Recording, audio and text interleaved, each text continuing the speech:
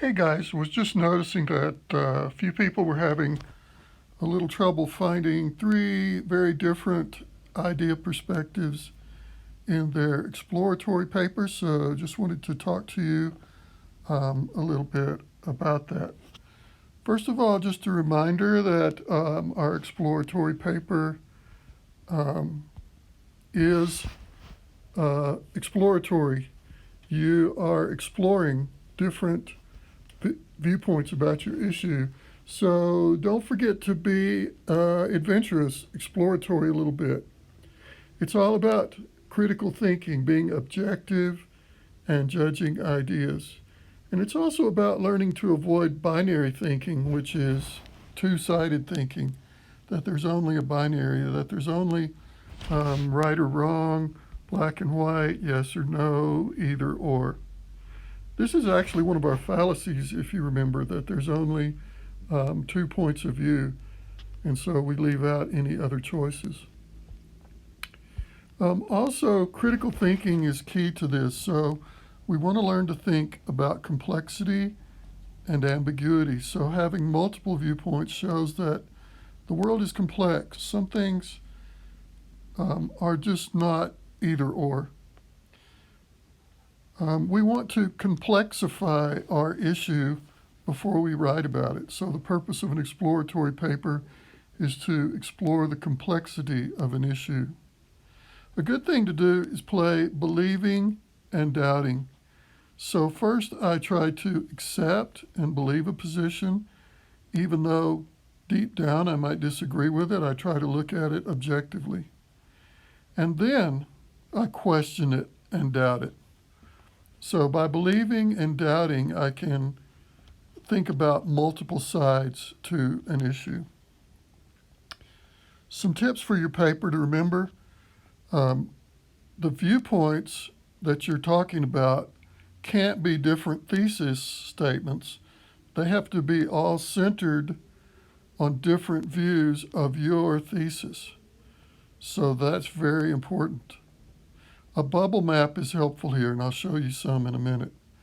So in a sense, the viewpoints have to be competing or trying to outdo one another on being right about the thesis. Now, some of you had neutral or I just don't know positions, and you can't do that. It has to be a strong research-based opinion with backing. So as we explore the main part of our paper where we have the three different ideas, we want to be objective and unemotional and explore those different ideas. Another tip is that all the viewpoints must be backed by carefully elaborated and cited either quotes, direct quotes, paraphrase, putting a shorter part of the article in your own words.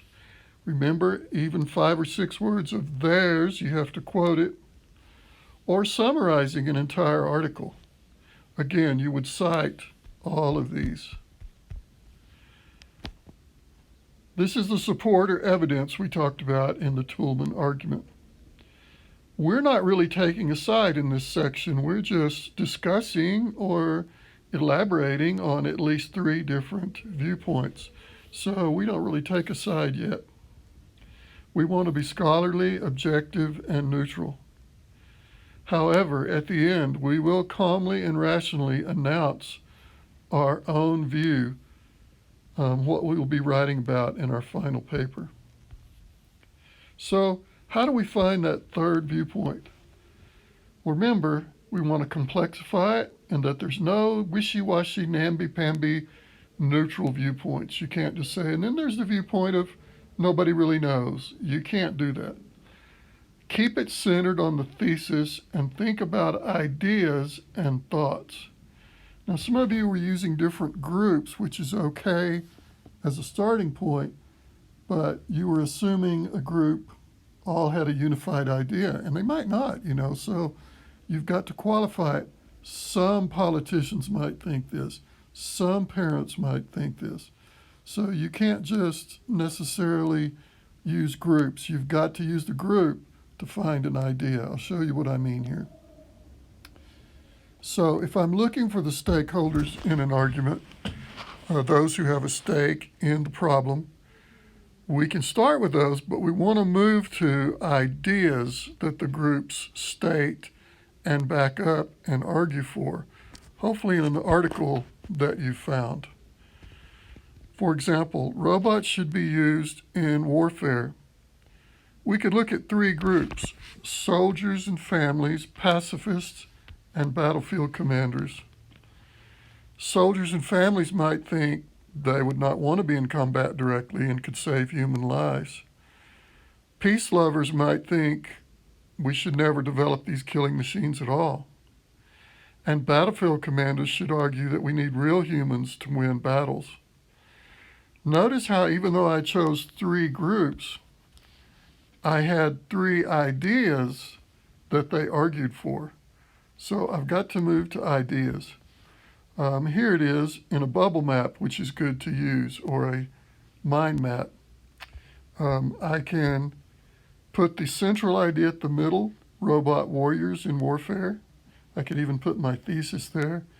And then I can bubble map many ideas, and maybe I choose 3 or 4 of them for my paper. For example, families concerned about safety, pacifists don't even want war at all, and commanders are worried about winning the battle. Another way to do it is to have an either-or continuum. So I can draw a continuum. This is yes, this is no, this is somewhere in between. But some students mistake this for having that neutral position, and that's not what that really means. You still need to get to 3 clearly stated ideas. So, for example, should we have robot umpires? You could be down here, no.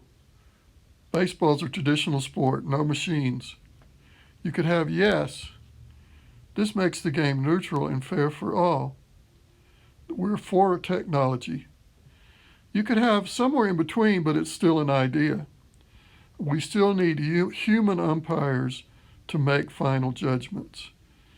So we should use them for balls and strikes, but not necessarily for calls in the field.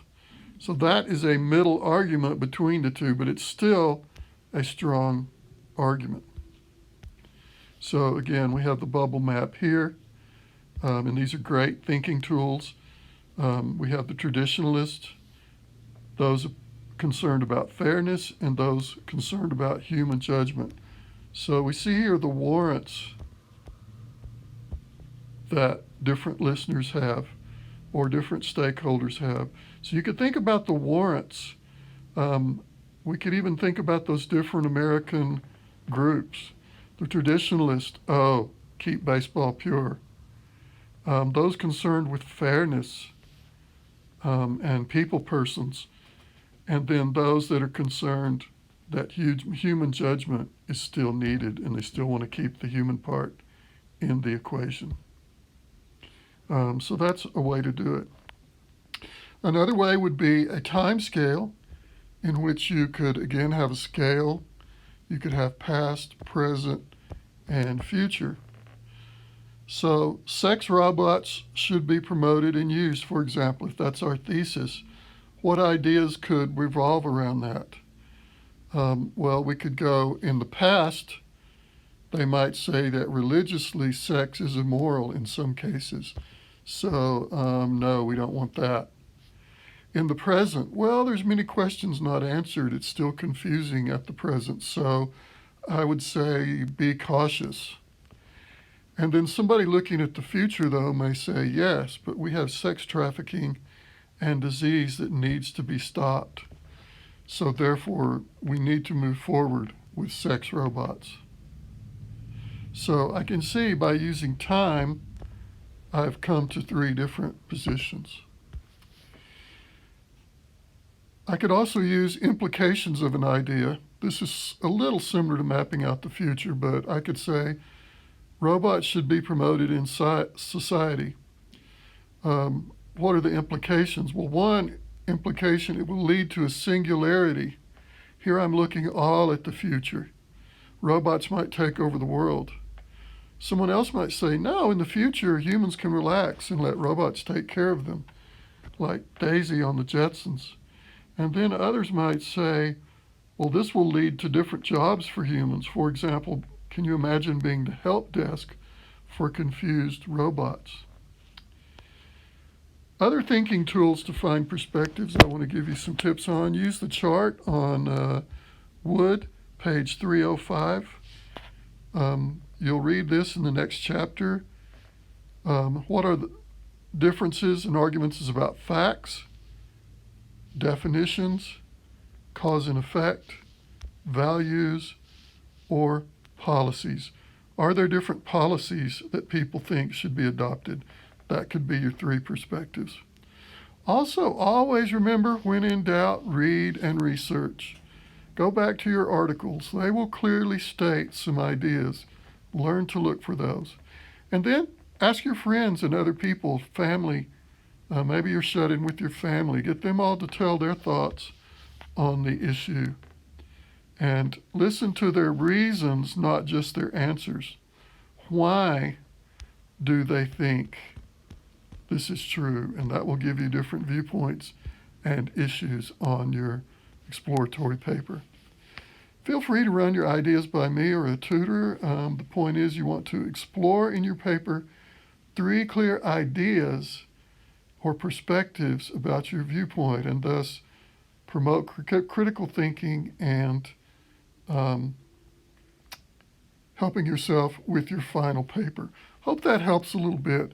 If you have any questions, be sure and let me know.